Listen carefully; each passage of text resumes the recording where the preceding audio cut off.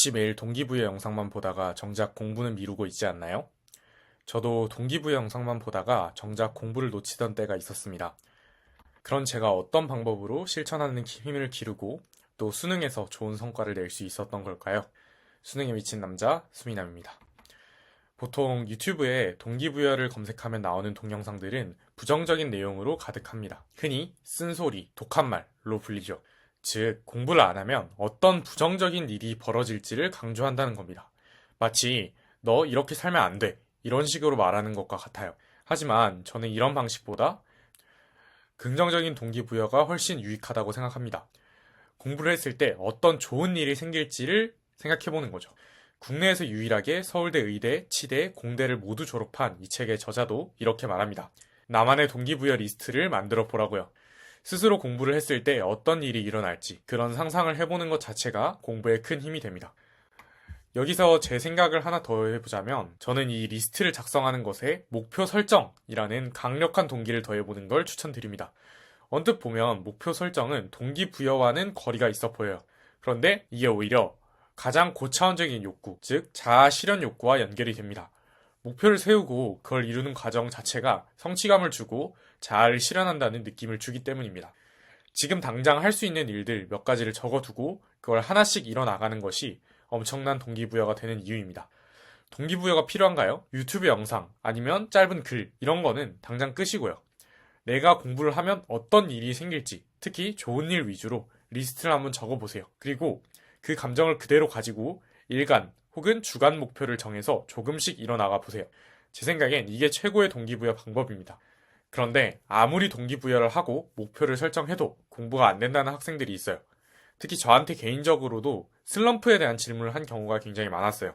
당연히 저도 그런 과정을 겪어왔고요. 공부가 잘 안 되는 순간, 공부를 해도 머릿속에 지식이 잘 안 들어오는 순간 당연히 많았죠. 이런 경우에는 목표 설정이 오히려 독이 되는 경우가 많아요. 엥? 이게 무슨 소리죠? 앞에서는 목표 설정이 굉장히 좋은 것처럼 얘기를 했는데 여기서는 독이라니요? 싶을 텐데요.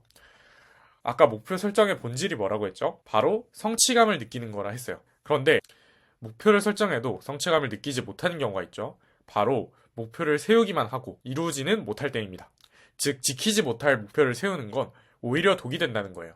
보통 슬럼프에 빠진 경우 어떤 악순환을 반복하게 되냐면 목표를 세웠는데 그걸 못 이뤄요. 그러면 자책과 실망감에 빠지죠. 그렇다 보니까 더 공부를 안 하게 되고 그러니까 또 마음은 급해져서 목표는 더 크게 세우고 그러다 보니까 목표는 또 못 이루고 이런 과정이 반복되게 됩니다.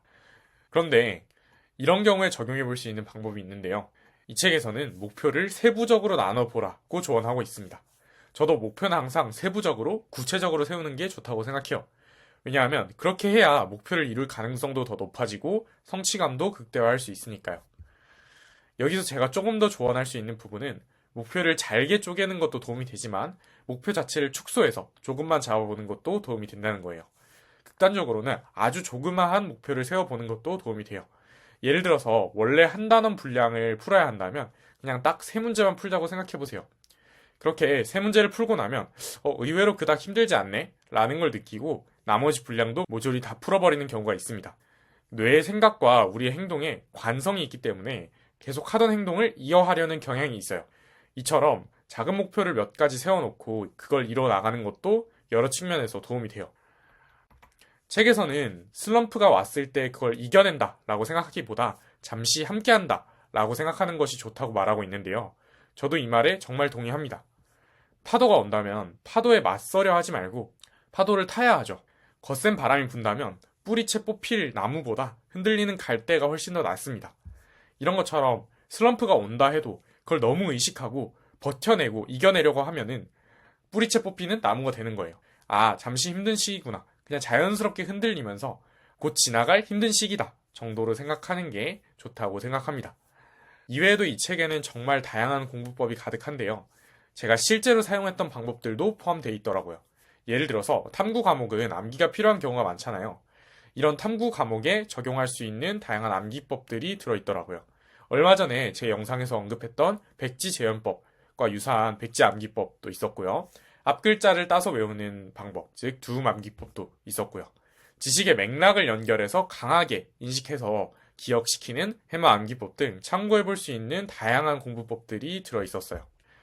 그런데 이 책에서 가장 공감되었던 내용은 구체적인 공부법이 아니라 그걸 넘어선 내용이었어요. 저는 공부에서 될 것이라는 확신, 그리고 자신감이 가장 중요하다고 생각해요. 성취감은 내가 할 수 있다는 전제, 즉 내가 공부한 내용이 가치 있는 내용이라는 믿음이 있을 때만 유효합니다. 그런데 책의 저자는 공부의 가치가 단지 좋은 대학에 있는 것만이 아님을 힘주어 말하고 있어요. 그러니까 내가 하는 공부가 꼭 성적과 연결되고 꼭 대학과 연결되지 않더라도 언젠가 빛을 발할 것임을 자각하고 있다면 슬럼프가 와도 또 좌절하는 순간이 와도 극복해낼 수 있습니다. 그래서 여러분께서도 공부를 하면서 좋은 대학에 가야지 혹은 내가 성적을 반드시 올려야지 이런 목표를 가지는 것도 좋지만 내가 공부를 하면서 세상을 보는 관점이 더 넓어지고 그 다음에 지식이 쌓여나가고 이런 것도 공부를 하는 하나의 목적이 될 수 있다는 것. 그래서 설령 공부를 해서 성적이 내가 원하는 것보다는 살짝 낮게 나온다 하더라도 그 공부가 절대 헛되지 않는다는 것. 그 부분을 꼭 기억하시고 확신과 자신감을 가지고 공부를 하시면 좋겠습니다.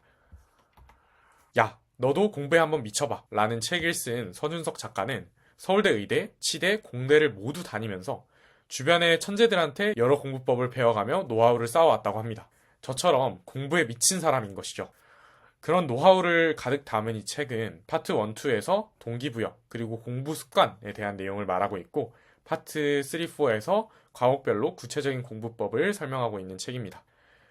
항상 제가 말씀드리는 것처럼 이 책의 내용도 마찬가지로 모두 따르라는 것이 아니에요. 제가 항상 얘기하지만 특정한 공부법만 무지성으로 따르는 것이 가장 위험합니다.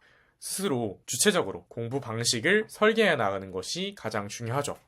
다만 그 과정에서 앞서간 이의 경험을 참고하는 것이 굉장히 큰 역할을 합니다. 제 채널도 여러분께 그런 정보를 제공해드리고자 하는 거고요. 이 책도 마찬가지입니다. 스스로 맞는 공부법을 설계해내려면 앞서간 선배들이 어떤 공부를 했는지 그런 걸 참고해보는 게 굉장히 도움이 된다는 거예요. 그래서 이 책은 스스로 맞는 공부법을 설계해낼 수 있도록 여러 가지 방법들을 제시하면서 도와주는 책이라고 생각합니다. 즉, 공부를 많이 해서 성과를 낸 선배의 경험을 참고하여 스스로의 공부를 설계해 나가기에 정말 좋은 책이라는 것이죠. 출판사 측에서 감사하게도 우리 구독자분들을 위해 도서 5권을 지원해 주시기로 하였습니다. 그래서 이 영상에 댓글을 달아주신 분들 중에 5분을 선정해서 책을 제공해 드릴 예정이니 많은 참여 부탁드립니다. 대댓글, 그러니까 답글로 알려드릴 예정이니까 대댓글 알림 꼭 설정해 두시고요. 당연히 구독은 필수입니다. 네, 구독 버튼을 눌러주셔야 제공이 가능하니까 꼭 구독 눌러주세요. 네, 오늘 영상은 여기서 마치겠습니다. 저는 다음 영상에서 돌아올게요. 감사합니다.